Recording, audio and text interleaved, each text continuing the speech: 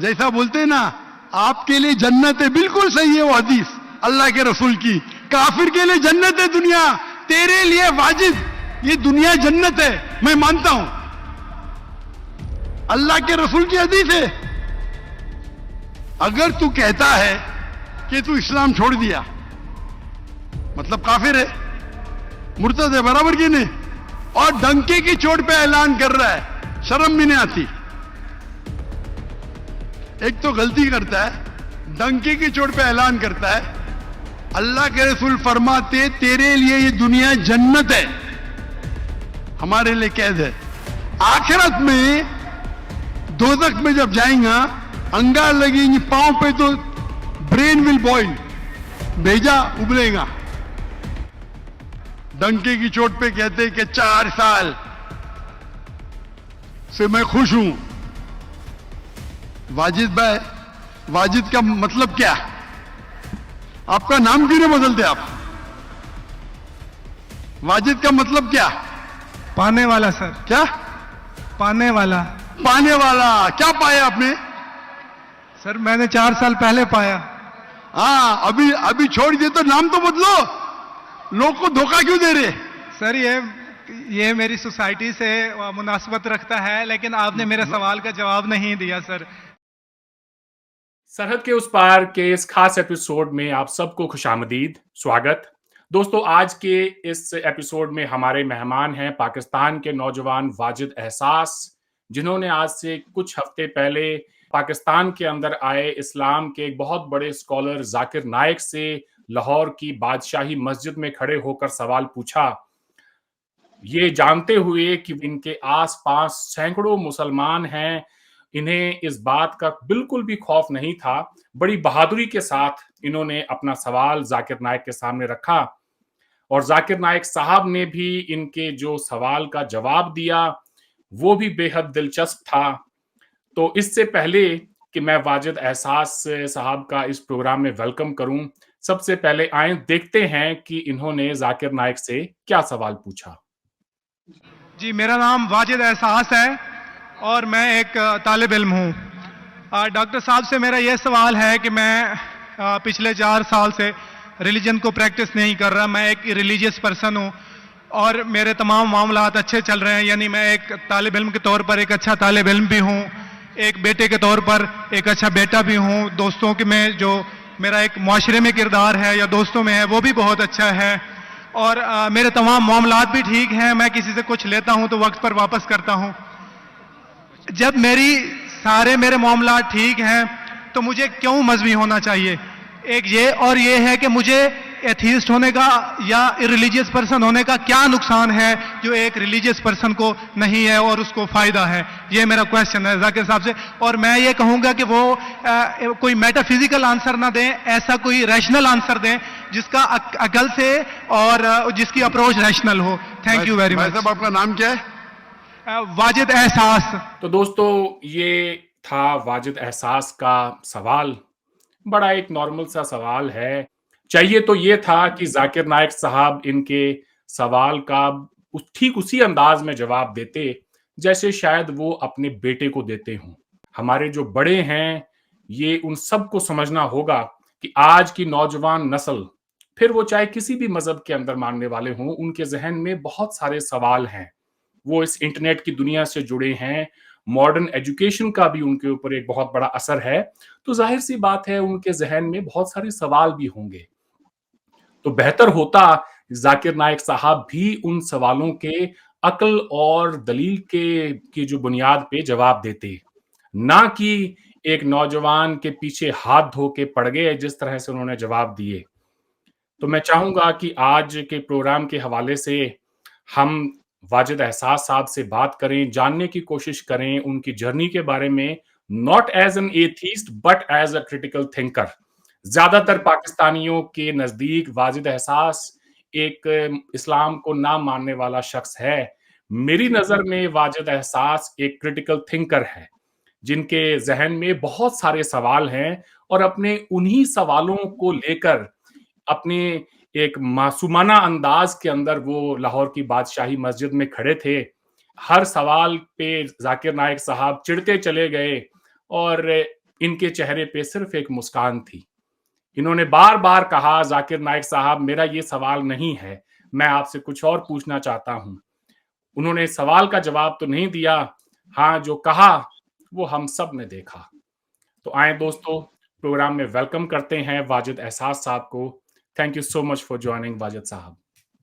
बहुत शुक्रिया सर आपका, आपने आपने बुलाया, और आपका बहुत शुक्रिया, आपने इतनी वो जो है तहमीद बांधी, आपका बहुत शुक्रिया sir, thank you very much. Wajid साहब, सबसे पहले तो मैं आपसे ये जानना चाहता हूं कि क्या आपको इस बात का जरा भी इल्म नहीं था कि आप पाकिस्तान में खड़े थे, एक इस्लामिक मुल्क है, ऊपर से एक मस्जिद में खड़े होकर आप एक इस्लामिक स्कॉलर से पूछ रहे हैं और ये भी बता रहे हैं कि मैं 4 साल से मजहब को प्रैक्टिस नहीं कर रहा, आपको जरा भी खौफ नहीं आया? सर खौफ तो अब हर जगह पर होता है, लेकिन ये है कि मुझे इतना पता था कि अगर मैं कोई भी सवाल करता हूँ तो मुझे कोई कुछ नहीं कहेगा, और खासकर उस जगह पर जहाँ पर मैं खड़ा था, तो वहाँ पर अब ऐसा भी नहीं है कि जो है जिस तरह हम लोग जो बाहर बैठे होते हैं या जो लोग इस चीज में नहीं होते, वो समझते हैं कि बहुत ज्यादा जो है ना शिद्दत पसंदी है एक जगह पर, लेकिन इतनी भी नहीं है कि आप अगर सवाल करेंगे तो आपको वो कोई नुकसान होगा, हो भी सकता है, उसकी पॉसिबिलिटी भी है, लेकिन ये था कि उसमें चांसेस थे कि आप यानी एक मुहज़्ज़ब अंदाज में अगर सवाल करेंगे, तो मेरा मेरा मकसद उनसे कोई बहस करना नहीं था। मैंने अपना सवाल रखा था और मैं जिस तरह अपने सवाल के साथ मुखलिस था, इसी तरह मैं अपनी जान के साथ भी मुखलिस था। मुझे पता था कि मैं अगर एक जो है उसको लेकर जाऊँगा, जैसे एक प्यासा जाता है पानी कुएँ के पास, तो एक चाहत के साथ, तो मेरा जो मकसद था वो उनसे सवाल उनके सामने रखना था, और मुझे था कि वो एक अच्छा कोई अकली जवाब देंगे मुझे। मुझे ये नहीं पता था कि वो इस तरह करेंगे, तो वो मुझे डर भी लगा, लेकिन फिर मैंने सवाल अपना रखा। अब जो है एक अंदर से जो एक तजस्सुस था, तो वो मैंने उन्हें उन्हें कर दिया, मैंने अपना सवाल रख दिया, फिर उन्होंने जो जवाब दिया वो आप लोगों ने सुना सर। तो ये है कि डर अपनी जगह पर होता है, लेकिन अब क्या करें, सवाल वो कहते हैं सवाल की हुर्मत का सवाल है, तो फिर सवाल भी तो रखना है। बिल्कुल। जी। जी, तो जैसा कि आपने बताया कि पाकिस्तान को लेके एक परसेप्शन है, खास तौर से जी, हिंदुस्तान के जी। अंदर भी, कि भाई बहुत ही ज़्यादा शिद्दत पसंदी है उस माशरे में और वहाँ पे किसी किस्म के ऐसे सवाल की तो गुंजाइश है ही नहीं। इससे एक बात तो क्लियर हुई कि पाकिस्तान जी। में हर तरह के ओपिनियन को रखने वाले लोग हैं और उनके लिए स्पेस भी है कि वो अपना सवाल रख सकें। रख सकें, जी। जी।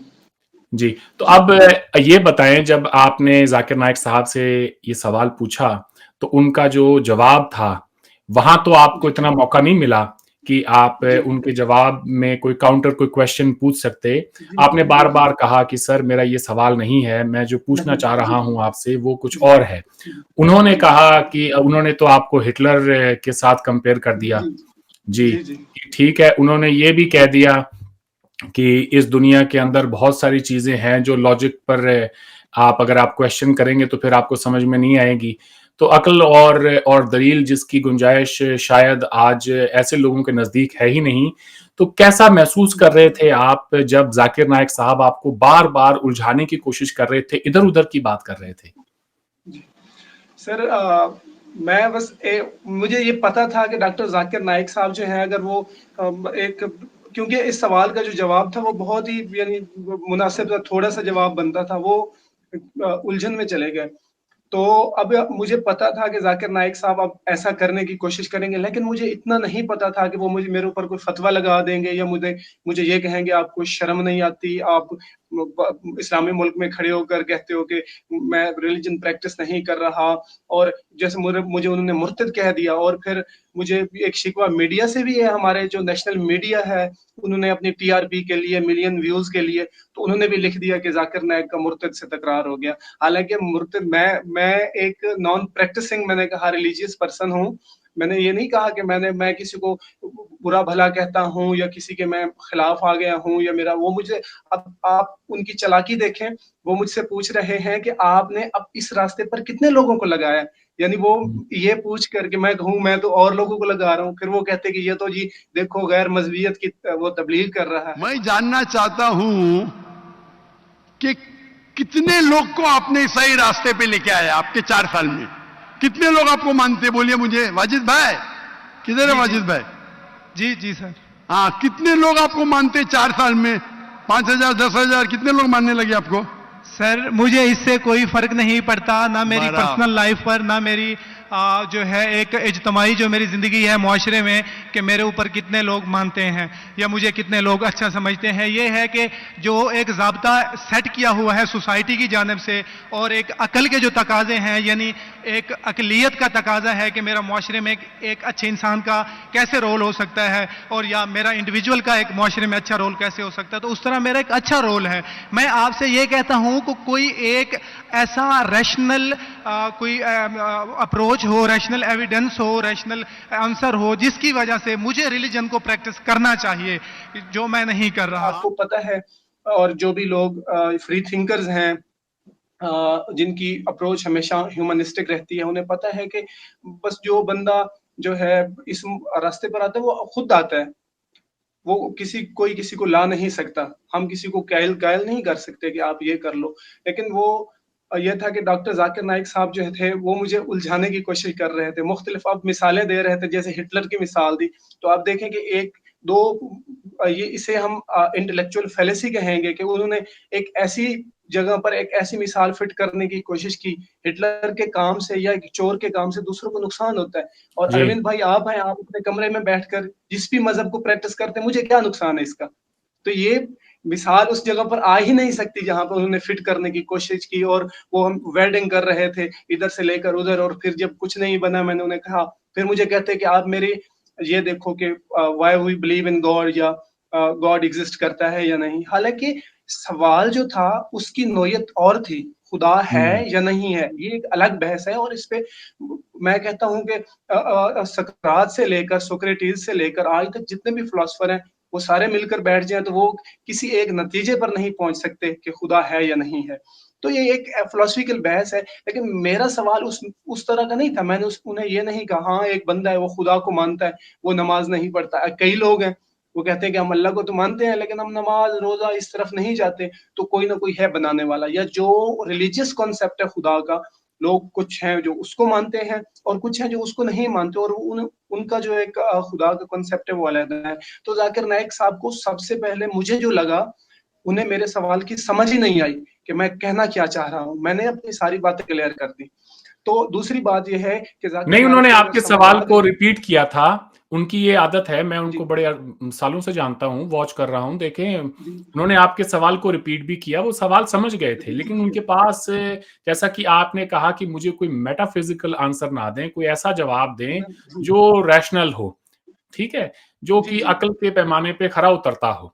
वहां पे उन्होंने जो है आपने, अब आप तो भाई एक आम इंसान की तरह ये कह रहे हैं कि मैं सबके साथ मामलात में ठीक हूँ, अच्छा स्टूडेंट हूँ, अच्छा बेटा हूँ, चोरी नहीं करता, झूठ नहीं बोलता, अपने काम से काम रखता हूँ, बस यही है कि मैं मजहब प्रैक्टिस नहीं कर रहा हूँ। तो उन्होंने तो ये आपका कंपैरिजन हिटलर के साथ नहीं, चोर के साथ भी कर दिया था कि चोर को भी ऐसा ही लगता है कि मैं चोरी कर रहा हूँ। तो फिर वो भाई, चोर अगर चोरी कर रहा है तो उसके मुआशरे पे असरात होते हैं। वो किसी दूसरे की चीज जो है अपने पास लेकर आ रहा है चोरी करके, चुरा के, तो उसके कॉन्सिक्वेंसेस होते हैं।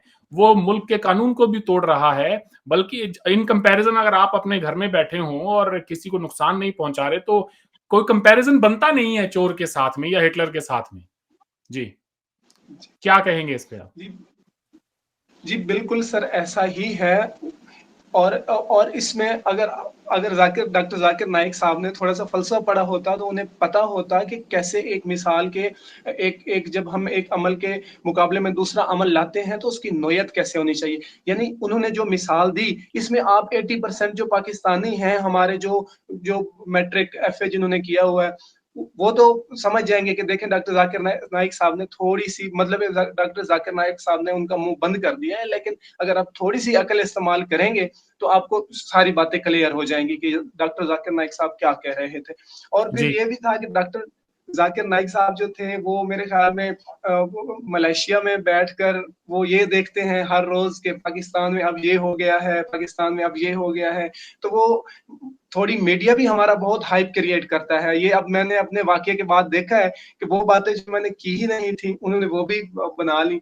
तो अब वो जो बंदा बाहर बैठा होता है, वो समझता है कि यहाँ के जो नौजवान है, ये पूरे इन्हें कोई पता नहीं है किसी चीज़ का, और ये ना बस वो लकीर के फ़कीर हैं, जैसे आप इन्हें कहेंगे, तो ये आपके जो है वो चले जाएँगे। तो ऐसा बिल्कुल नहीं है। तो डॉक्टर ज़ाकिर नाइक साहब की जो तवक्को थी, उस पर हम पूरा नहीं उतरे, असल हुआ ये है। और फिर वो अग्रेसिव हो गए, ज देखें जो भी आया। अब उसी मस्जिद में जहाँ पे मैं सवाल कर रहा था, वहाँ क्रिश्चियन भी खड़े थे और उन्होंने सवाल किया, बाकायदा डॉक्टर ज़ाकिर नाइक को चैलेंज किया। तो डॉक्टर हम्म, ज़ाकिर नाइक साहब भाग गए वहाँ से। तो बात ये है कि जो है हम जो है, या जो बाहर लोग बैठते हैं या हमारे रिलीजियस स्कॉलर हैं, वो समझते हैं कि नौजवान जो है अब भी उसी लाइन में खड़ा हुआ है, जहाँ पे वो पहले था, यानी आज से कुछ साल पहले। अब अच्छा, तो अब वैसा नहीं रहा। अब नौजवान सोच रहे हैं, अब वो आगे बढ़ रहे हैं, अब वो फिलॉसफी पढ़ते हैं, अब वो रसल को पढ़ते हैं, अब ड्यूरेंट को पढ़ते हैं। तो अब वो कम से कम मैं ये कहता हूँ कि एक पंजाब यूनिवर्सिटी लाहौर का एक अदना सा जो तालिब इल्म है, वो अगर सोचने समझने वाला है, तो वो डॉक्टर ज़ाकिर नाइक साहब उनके सामने नहीं बैठ सकते। मैंने भी बहुत सुना है डॉक्टर ज़ाकिर नाइक साहब को, लेकिन वो मुझे उनसे ये तवक्को नहीं थी कि वो मेरे बारे में ऐसा कहेंगे और मेरी ज़िंदगी को खतरे में डालेंगे। तो बस ये है कि डॉक्टर नाइक साहब ने जो है अपनी तरफ से जो वो दे सकते थे, उन्होंने मुझे दिया। तो जी, उनका भी जी। बहुत शुक्रिया। मैं तो ये समझता हूँ कि अगरचे डॉक्टर ज़ाकिर नाइक साहब इस्लाम की कोई खिदमत कर रहे हैं, तो जब जी, आपसे उनकी गुफ्तगू हुई, तो मुझे तो वो कोई खिदमत भी वहाँ पे नज़र नहीं आई। जी, उनके जवाब को देखकर तो शायद हो सकता है कि बहुत सारे लोग ये कहें कि भाई ये नौजवान जो है, इसके सारे सवाल जो हैं वो बिल्कुल दुरुस्त हैं और डॉक्टर ज़ाकिर नाइक साहब जो बात कर रहे हैं वो बेबुनियाद बातें कर रहे हैं। तो अगर उनको लगता है कि वो कोई जी, इस्लाम के लिए कोई बहुत बड़ा उन्होंने रोल अदा किया है पाकिस्तान में आके, तो ऐसी भी कोई बात नहीं है। जी, अच्छा ये बताएँ, जब जी, उन्होंने ये कहा कि वाजिद मेरे पास तो मैं तो एक अरबपति हूँ और मेरे पास अरबों का घर है और गाड़ी है इतनी महँगी, तुम्हारे पास क्या है भाई? तुम्हें मानने वाले कौन हैं और तुम्हारी बातें सुनने वाले लोग कौन हैं? आप तो आपकी हालत देख के मुझे अफसोस हो रहा है। मेरी हालत तो बहुत अच्छी है भाई। मेरे पास अरबों रुपए का घर है, अरबों रुपए की गाड़ी है मेरे पास, नौकर चाकर है। आप तो सिर्फ तालिबे इल्म है भाई। कौन अच्छा, आप या मैं? तो आपको ऐसा नहीं लगा कि एक स्कॉलर को और इतने बड़े इंसान को, वो कहते हैं ना इंसान जब जितना बड़ा हो जाता है उसके अंदर उतनी ही ह्यूमिलिटी होती है, तो वो चीज़ तो जी, उनके अंदर दिखाई नहीं दे रही थी। एक कहीं न कहीं पे मुझे उनके अंदर कूट-कूट के ऐसा लग रहा था कि बहुत ज़्यादा घमंड है। क्या कहेंगे आप? जी। सर, उनके बारे में बस ये है कि अब वो एक कंपैरिज़न कर रहे थे। मुझे कह रहे थे आप एक अदना से तालिब इल्म हैं, और हुँ। मैं अगर मुझे मौका मिलता तो मैं उन्हें कहता कि डॉक्टर साहब, तालिब इल्म अदना नहीं होता। तो वो मुझे कह रहे थे कि मेरे पास गाड़ी है, मेरे पास जी बंगला है, नौकर-चाकर हैं, पुलिस मेरी जेब में है, मुझे कोई कुछ नहीं कहता, और जनाब आपके पास क्या है? आप तो एक अदना सा तालिब इल्म है, मुझे आपकी हालत पर रहम हो रहा है। वो असल में मुझे इमोशनली डैमेज करना चाहते थे। उन्होंने ऐसी बातें की जो पर्सनल अटैक थे। आप देख लें कि ये बंदा वो यहाँ से जाए और पागल हो जाए, लेकिन मैं वो ऐसा हुआ नहीं है। तो मैं वैसे ही सही सलामत बैठा हूँ। मुझे पता था कि वो मुझे अब ये बातें करके कहेंगे। फिर आप ये देखें, उनकी अपनी बात में ना पूरा तज़ाद है सर। वो कह रहे हैं कि जो दुनिया है ना, वो काफ़िर के लिए जन्नत है। वाजिद तेरे लिए दुनिया जन्नत है। और खुद कह रहे हैं कि आपकी जो हालत है उसे देखकर मुझे तरस आ रहा है, मेरे पास तो गाड़ियाँ हैं। अब जन्नत किसकी हुई? डॉक्टर ज़ाकिर नाइक साहब की हुई या मेरी हुई? तो डॉक्टर ज़ाकिर नाइक साहब को तो पर्सनल अटैक भी कर रहे थे, और अपनी जो पीछे बातें कर रहे थे, उनका वो रद्द भी दे रहे थे। अ, जन्नत तो आपके लिए, आपके पास आईफ़ोन 16 प्रो मैक्स है, आपके पास गाड़ियाँ हैं, आपके पास जनाब 10-10 आगे, 10-10 पीछे। मैं तो पैदल गया था, फिर वहाँ से वो रिक्शे पर वापस आया था सर। तो जन्नत हाय, हाय, किसके हाय! लिए हुई है? डॉक्टर साहब के लिए हुई। तो डॉक्टर साहब ने वो असल में सर, आपने जैसे पहले भी बात की कि ये कोई इस्लामी खिदमत नहीं है। जब भी वो उन्होंने जोड़ने की बजाय मुझे तोड़ा। उन्हें चाहिए था कि वो मुझे कहते कि बेटा आप पढ़ो, आप कुरान प उन्होंने मुझे बाद में कहा, अब मुझे कहते हैं कि आप पढ़ो, आप अपना सफ़र जारी रखो, एक दिन इंशाअल्लाह आपको पता चल जाएगा कि क्या होता है। तो आप अच्छा कर रहे हैं, मेरी हौसला अफ़ज़ाई करते। उन्होंने ये नहीं कहा, उन्होंने बाकायदा मुझे वो कहा कि आप दोज़ख में जाएँगा, अंगारे लगेंगे पाँव पर तो भेजा उबलेगा, ब्रेन विल बॉयल। तो वो मुझे आखिरत तक पहुँचाया। हालाँकि मैंने पहले क्लियर कर दिया था, मैंने पहले भी थोड़ी देर पहले कहा था कि उन्हें मेरे सवाल की समझ नहीं, मैंने उन्हें कहा था कि मेटाफिज़िकल आंसर ना दीजिए, ना दें। यानी जिसका फिज़िक्स को तो वो फ़ौरन चले गया कि आपको किसके मियार से बेहतर होना चाहिए? आपको जनाब खालिक का मियार, तो खालिक का मियार तो यही है कि आप इंसानों के साथ अच्छे हों, आप वालिदैन के साथ अच्छे हों, दोस्तों के साथ अच्छे हों, वादा खिलाफ़ी ना करें, लेन-देन में आप बुरे ना हों, और खालिक का क्या मियार है, वो तो मैंने पहले बता दिया था। बहरहाल डॉक्टर ज़ाकिर नाइक साहब ने फिर मुझे कंपैरिज़न करना शुरू कर दिया। ऐसे लग रहा था कि जैसे मैं और डॉक्टर ज़ाकिर नाइक ना वो जैसे वो हैं, एक-दूसरे का मुकाबला कर रहे हैं।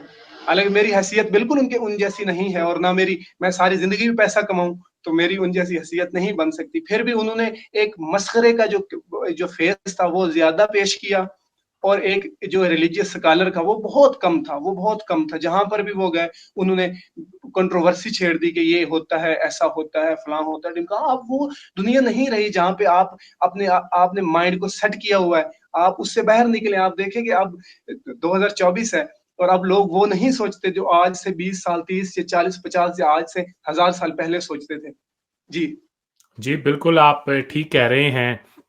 यकीनन अगर आपके लिए ये दुनिया जन्नत है, वाजिद भाई, तो जी, इसमें भी कोई शक नहीं है कि ज़ाकिर नाइक साहब के लिए भी ये दुनिया जन्नत है, ब बल्कि उनके लिए तो एक आला मुकाम की जन्नत है। जी। उनके पास तो इस दुनिया जन्नत के फिर सारे ऐशो-आराम जो कि किसी इंसान को मैसर हो सकते हैं, वो सारे मौजूद हैं। एक मुसलमान के लिए तो ये दुनिया इम्तिहान है, तो इम्तिहान के अंदर जी, इंसान इतनी ज़्यादा लग्ज़रीज़ तो अफ़ोर्ड नहीं कर सकता। नहीं उसके कर सकते, पास नहीं कर तो जो सकते। है बुनियाद की जो जो चीज़ें हैं वही अगर मिल जाएँ तो काफ़ी है। तो ये तो अब सुनने वाले लोगों को अंदाज़ा हो गया था, उसी दिन हो गया था। उसमें अगर आप वीडियोज़ के नीचे कमेंट्स पढ़ें, तो उसमें खुद ही जी, लोगों ने ये जवाब दिया ज़ाकिर नाइक साहब को कि भई असल में तो ये दुनिया आपके लिए जन्नत है, सारे मज़े तो आप लूट रहे हैं। ये तो देखें एक अदना सा तालिब इल्म है, हुँ? और आप ताना इसको दे रहे हैं उल्टा। बहरहाल आगे बढ़ते हैं, ये सवाल भी मैंने पूछना था, अच्छा किया आपने खुद ही इसकी वज़ाहत कर दी। अच्छा ये बताएँ कि आपको ये महसूस हुआ कहीं न कहीं पे कि आप पाकिस्तान, हिंदुस्तान के लोग जो कि उर्दू ज़बान को समझते हैं, ये सवाल पूछकर आप उन तमाम लोगों की खिदमत कर रहे हैं, न जाने कितने सैकड़ों ऐसे बच्चे होंगे, जिनके ज़हन में इस तरह के सवाल होंगे। ये जानते हुए कि आपके आस-पास लाखों लोग मौजूद हैं, टेलीविज़न सेट्स के ऊपर आपको पूरा पाकिस्तान देख रहा है, मुमकिन है हिंदुस्तान की भी एक बड़ी आबादी आपको देख रही हो। आपको ज़रा-सा भी ये एहसास था कि ये वीडियो कहाँ तक जाएगा और ये चेहरा जो है वाजिद एहसास का, ये हर एक शख्स के ज़हन में छप जाएगा? हाँ जी, मुझे इतना था कि थोड़ा-सा मुझे पता था कि कम से कम ना कुछ 10-12 लाख लोग ज़रूर देखेंगे। लेकिन मुझे ये नहीं पता था कि ये 10-12 करोड़ लोग देखेंगे। तो ज ज जैसे आपने मुझसे पहले पूछा कि जो नौजवान नस्ल के लिए आपने वो किया, सवाल किया, तो उनकी तर्जुमानी की। तो बिल्कुल ऐसा है, ना सिर्फ़ नौजवान नस्ल की सर, मुझे कई लोगों ने जो है पाकिस्तान में भी और बाहर से भी ये कहा कि ये सवाल आपने पूछकर जो है जो हमारी तर्जुमानी की है, और हम भी यही सवाल पूछना चाहते हैं। आप सर देखिए कि सुनने में और देखने में, एक सतही ज़हानत का बंदा जब बैठा होता है, तो आप उसके सामने उसे ये सवाल सुनाएँगे, वो कहेंगे ये कोई सवाल है। हालाँकि ये सवाल बहुत डीप है।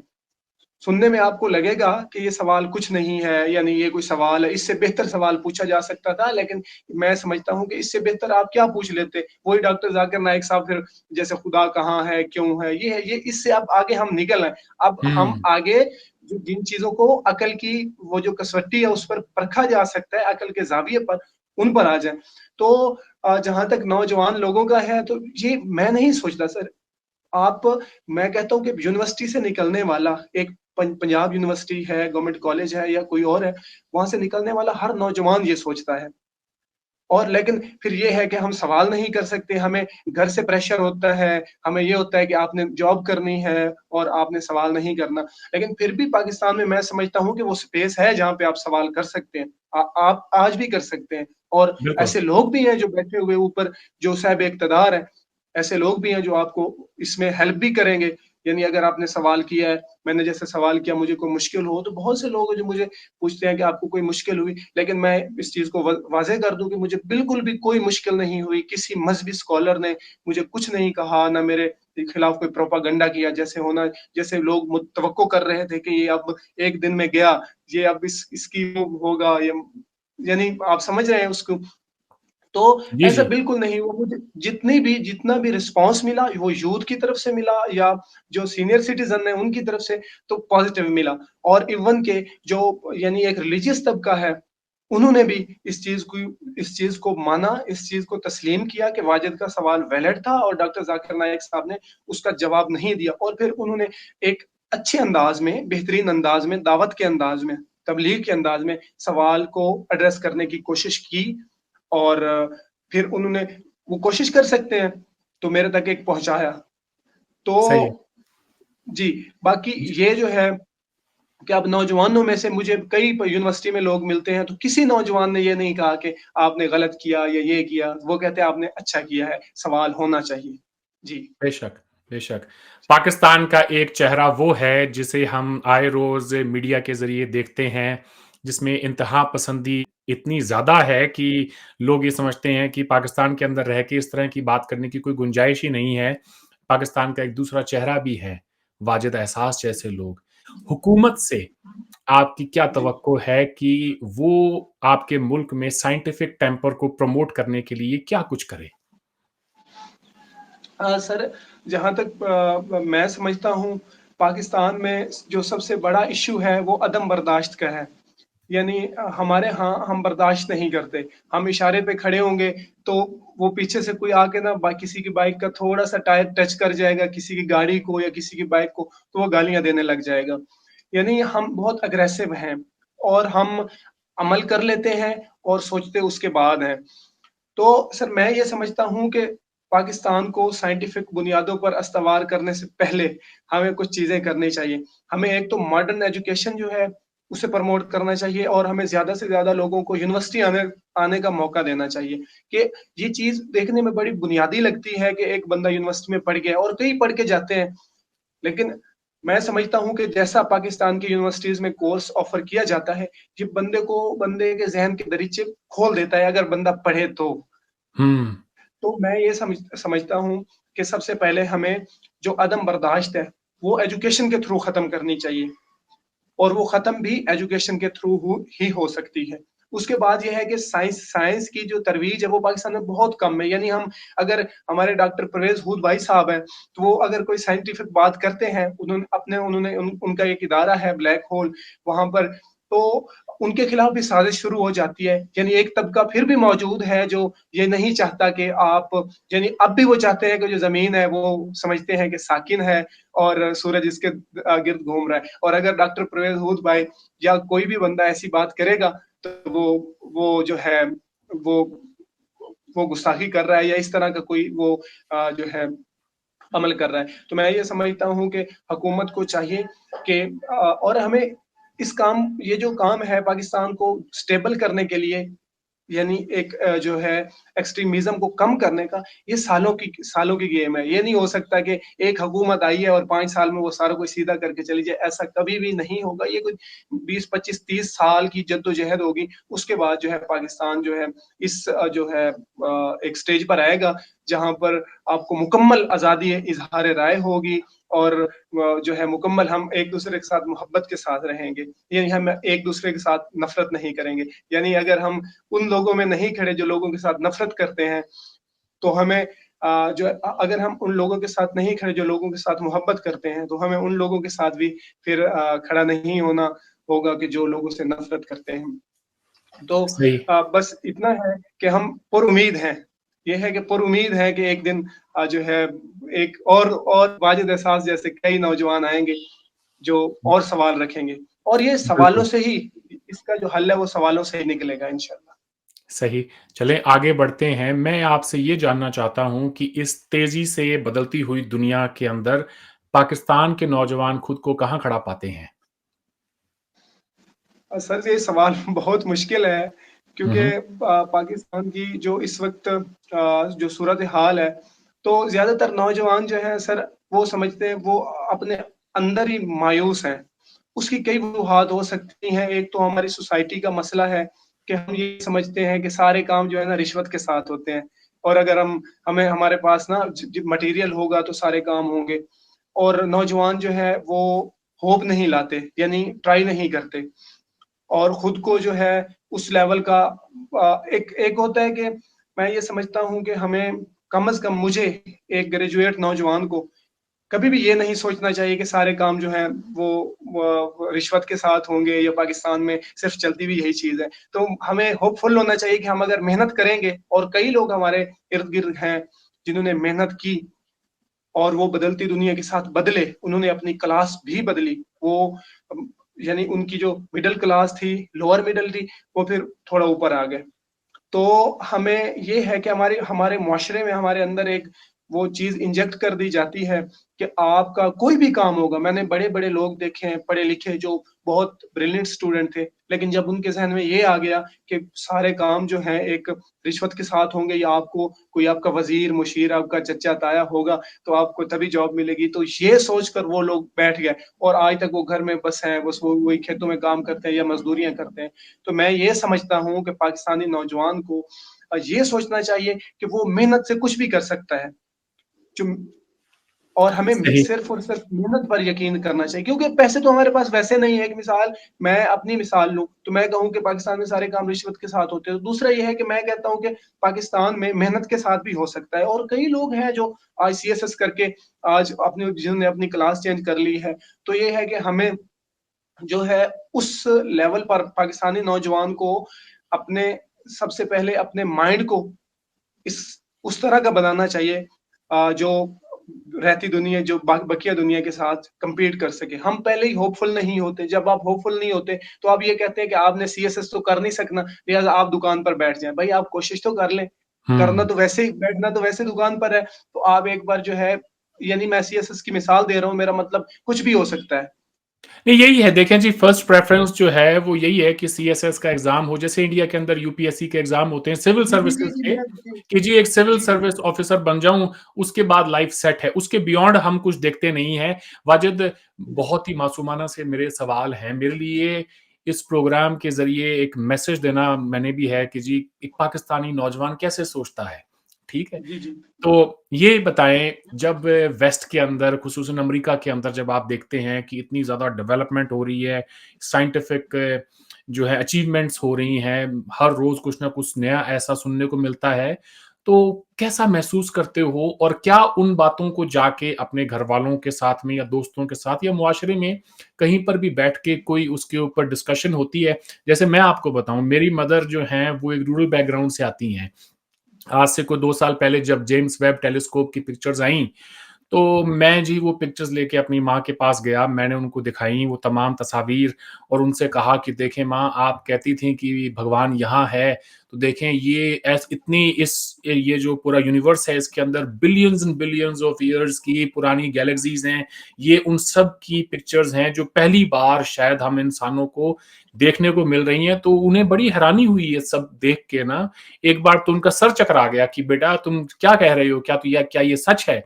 तो मैं ये जानना चाह रहा हूँ कि जब इस तरह की कोई गुफ्तगू क्या आपके दरमियान होती है और ख़ास तौर से जब आप रूरल इलाकों में जाते हैं और लोगों से बात करते हैं, तो उनका क्या रिएक्शन होता है? और नौजवान तबका, जैसे कि ये सारी जो बड़ी-बड़ी डेवलपमेंट्स हो रही हैं, उन्हें देख के क्योंकि मुमकिन है बचपन में इतना एक्सपोज़र नहीं होता, पता नहीं होता है कि जी एक ख़ास किस्म की एक एजुकेशन लोगों को दी जाती है और उसके बाहर सोचने की ना ही तो उन्हें इजाज़त होती है और ना ही मुआशरा उसकी कोई जो है कहीं पे कोई उसमें ऐसी कोई गुंजाइश है।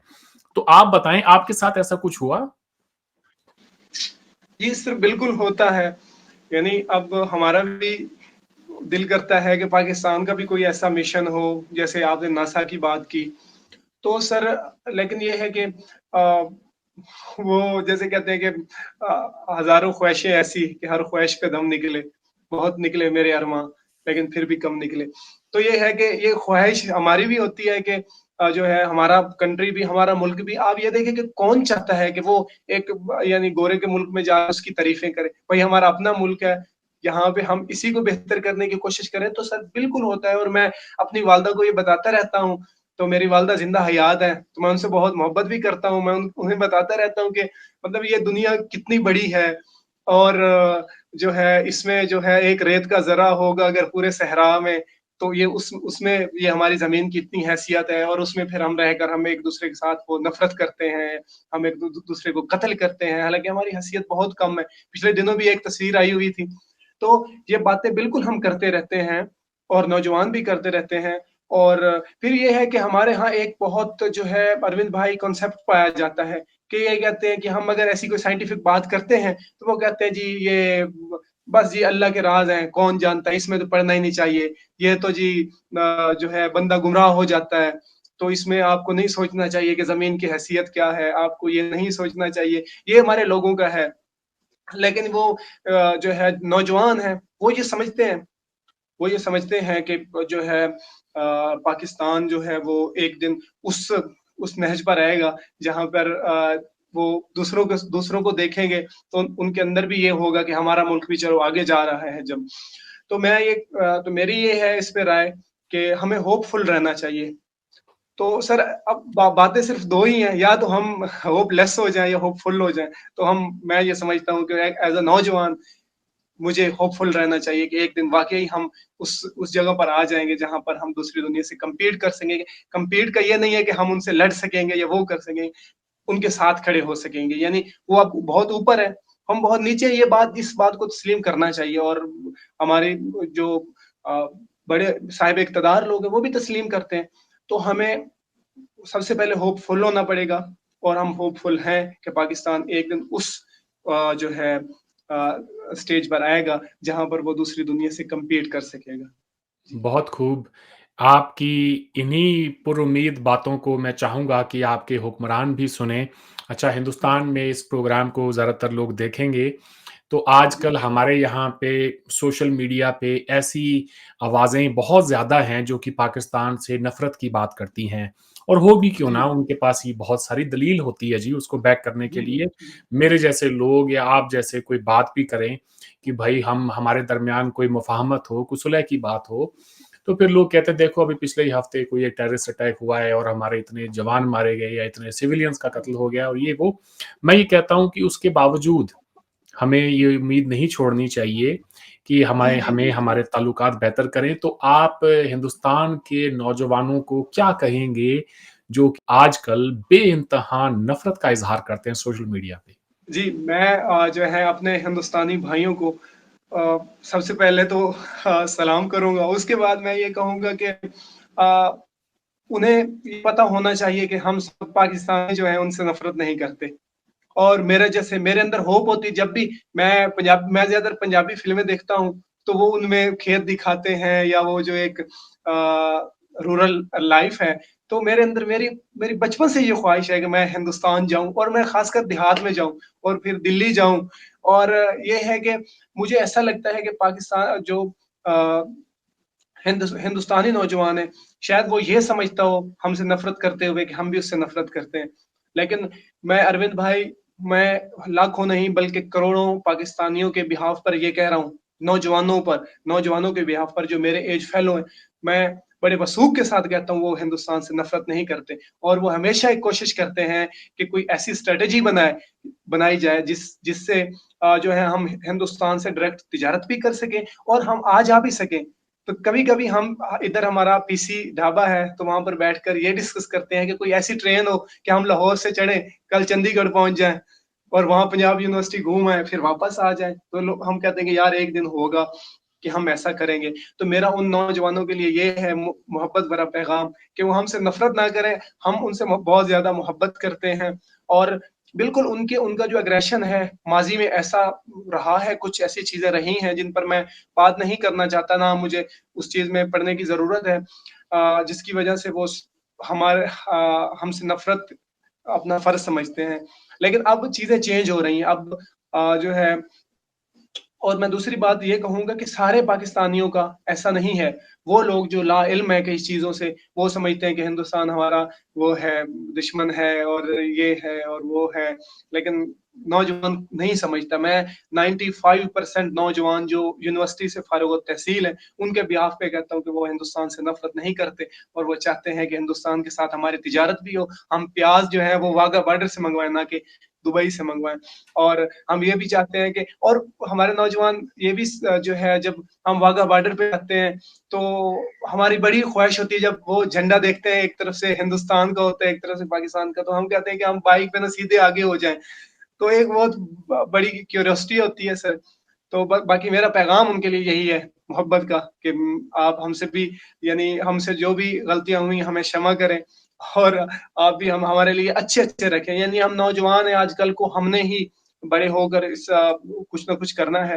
तो अगर हम भी एक-दूसरे से नफ़रत करेंगे तो फिर हल कैसे निकलेंगे? और मैं ये समझता हूँ कि अगर पाकिस्तान और हिंदुस्तान आपस में मिल जाएँ और कारोबार शुरू कर दें और अपनी पॉलिसियाँ सेट कर लें, तो हमें फिर ना कहीं से पाकिस्तान को ना कहीं से वो आईएमएफ के पास जाने की ज़रूरत होगी और ना जो है किसी से और चंदे माँगने की ज़रूरत होगी। तो बाकी मैं होपफुल हूँ कि वो भी, मैं ये भी कहता हूँ कि सारे पाकि जो हिंदुस्तानी नौजवान हैं, वो भी पाकिस्तान से नफ़रत नहीं करते होंगे। बाकी वो कमेंट में बता देंगे सर।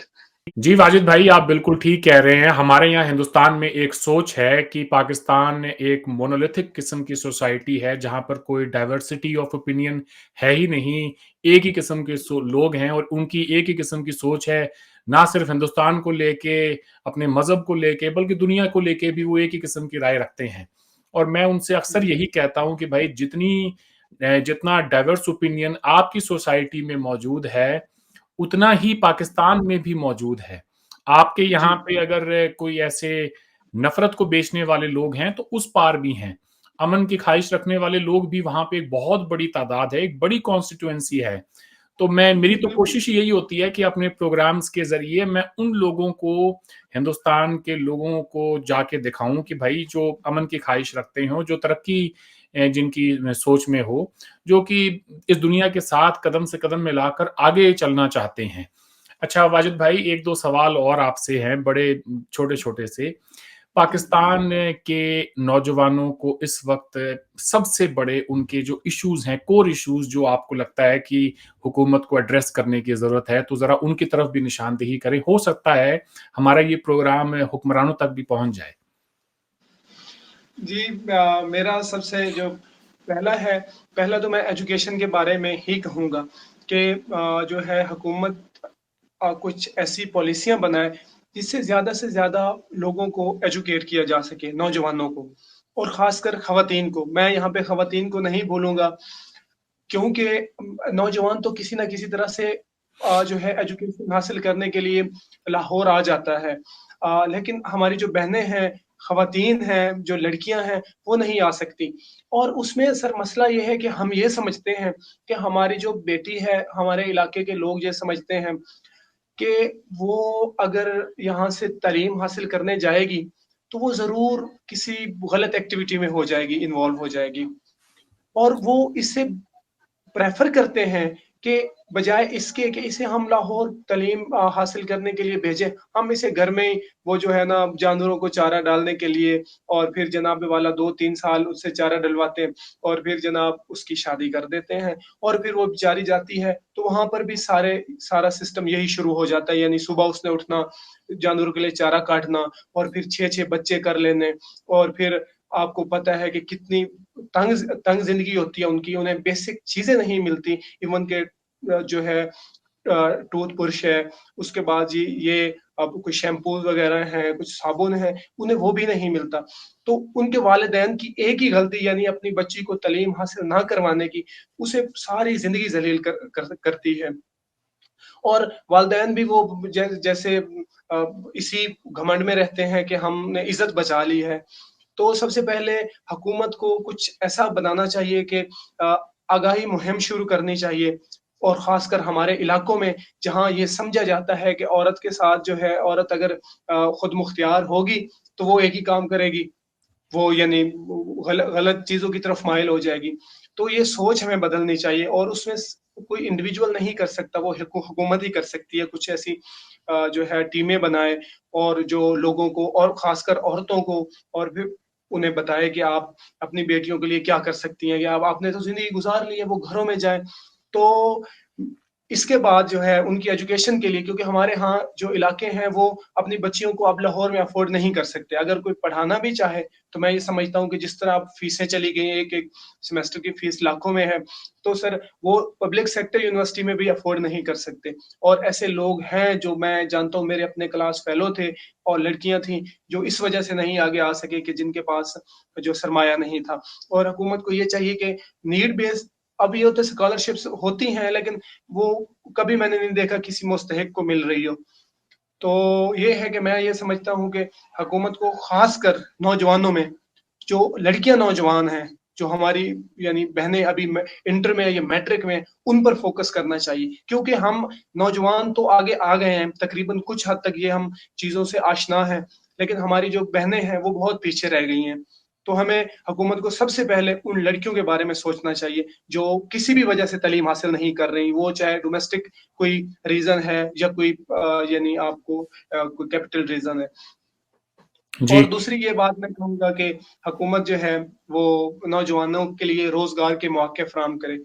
अब ये है कि अगर हमारे दूसरे मुल्कों के साथ, अब हमारे बड़े हुनरमंद लोग हैं, तो दूसरे मुल्कों में जो है वो जाते हैं। अगर हम और मुल्कों के साथ अपने, जैसे अभी हमारे सऊदी अरब से कुछ लोग यहाँ इन्वेस्ट करने आ रहे हैं, तो हमें जॉब्स मिलेंगी। इस तरह अगर और इन्वेस्टर्स आएँगे, तो हमें और ज़्यादा जॉब्स मिलेंगी। तो ज़्यादा से ज़्यादा ये होना चाहिए कि और ज़्यादा से ज़्यादा यूथ को जो है वो एम्प्लॉयमेंट की तरफ ले आना चाहिए, कि वो फिर एक बंदा जब पढ़ लेता है, यानी अब मैंने जैसे बैचलर कर लिया है, तो अब उस 2 साल बाद वो कहेंगे कि देखो वाजिद ने भी तो पढ़ लिया, इतना अच्छा पढ़ता था, वो देखो ऐसे घूम रहा है, और आपको हम क्यों पढ़ाएँ? आप तो फिर हो भी लड़की, आप तो फिर उस लेवल के भी नहीं हो, तो अब जब इतने टैलेंटेड लोग ऐसे घूम रहे हैं, तो ये इस चीज़ को ख़त्म करने के लिए हुकूमत को करना पड़ेगा, यानी कुछ अमली को इक़दाम करना पड़ेगा, जिससे लोगों की सोच, अब लोग भी सच कहते हैं। सर आप ये देखें कि अगर एक बाप ये कहता है कि आप देखो कि फलाना जो बंदा है, उसने केमिस्ट्री में भी एमएससी कर ली है, और उसने जनाब आला एमए पॉलिटिकल साइंस भी कर लिया है, उसने ये भी कर लिया, इसके बाद वो ऐसे ही घूम रहा है, तो हम आपको क्यों पढ़ाएँ? आपके ऊपर क्यों लाखों खर्च करें? तो उनकी जो एक एक रीज़न है, वो भी वैलिड है। ये नहीं है कि ट्रू। वो सिर्फ़ हमारे वो गलत समझते हैं, वो भी सही समझते हैं, जब आगे नज़र भी कुछ नहीं आ रहा, तो हुकूमत को चाहिए कि लोगों को एम्प्लॉयमेंट दें। उन्हें जो है इस तरफ ले आएँ, वो जिस तरह भी हो सके, जो पॉलिसी मेकर हैं, वो पॉलिसियाँ बनाएँ और ज़्यादा से ज़्यादा यूथ को जो है वो रोज़गार के मौके फ़राहम करें। बस ये अभी तक मेरी 2 हैं, इंशाल्लाह हम बाद में कभी प्रोग्राम करेंगे, इन पर काम हो गया तो फिर आगे। जी, सही है। अच्छा ये बताएँ कि पाकिस्तान का जो नौजवान तबका है, जो कि अब जी। सोशल मीडिया का भी बहुत ज़्यादा इस्तेमाल कर रहा है, तो आप क्या समझते जी, हैं कि क्या उन पे असर हो रहा है सोशल मीडिया का इस दुनिया को लेकर? कि वो कैसा सोच रहे हैं, उनकी राय में कितना आप समझते हैं कि एक कोई फ़र्क आया है, कोई कोई जैसे चेंज आया है? जी। जी।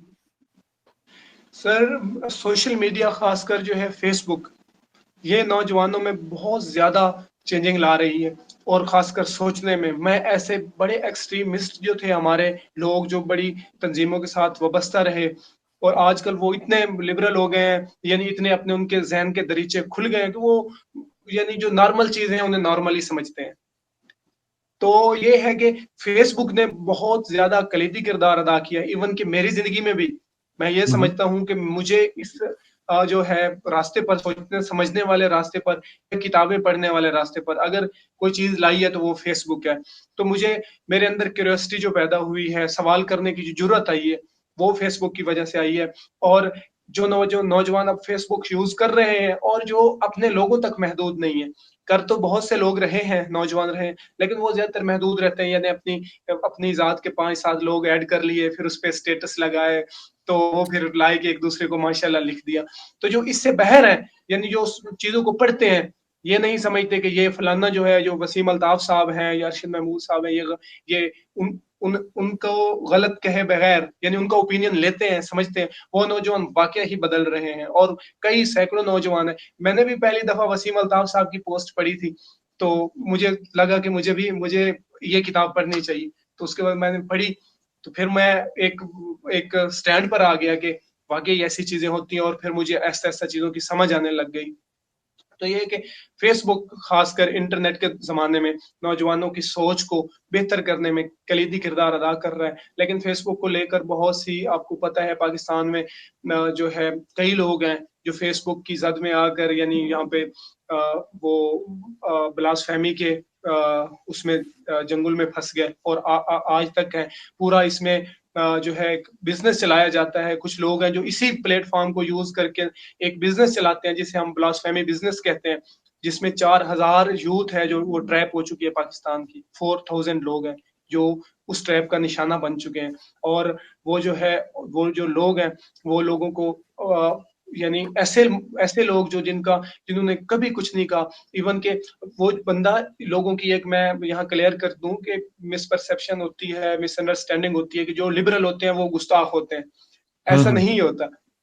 तो ये लोगों को समझना चाहिए कि लिबरल होना या एक फ्री थिंकर होना, ये आप है कि आप हर मामले में लिबरल हैं, यानी आप हर चीज को इज्जत कर, हर हर चीज की इज्जत की को इज्जत की निगाह से देखते हैं, किसी को गलत नहीं कहते। यानी अगर किस अगर उस चीज के साथ लोगों के बिलीव जुड़े हैं, तो आप कभी भी, कोई लिबरल जो है, अगर वो एक अच्छा यानी शहरी है, तो वो कभी ऐसा नहीं करेगा कि जिस चीज के साथ लोगों का ईमान जुड़ा हुआ है, उसे वो बुरा कहेगा।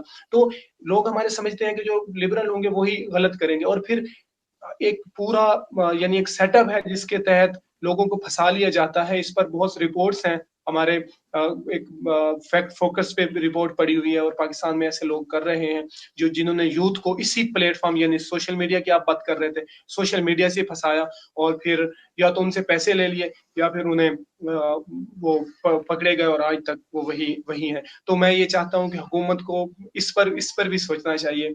एक यानी एक रिस्पॉन्सिबल सिटीजन के तौर पर मैं ये भी कहता हूँ कि हुकूमत को चाहिए कि वो नौजवानों का जो मुस्तकबिल है उसे बचाए, और उन्हें ऐसी चीजों में, हाँ, अगर कोई बंदा ऐसा करता है तो जो भी लॉ है उसके मुताबिक उसे सजा दी जाए।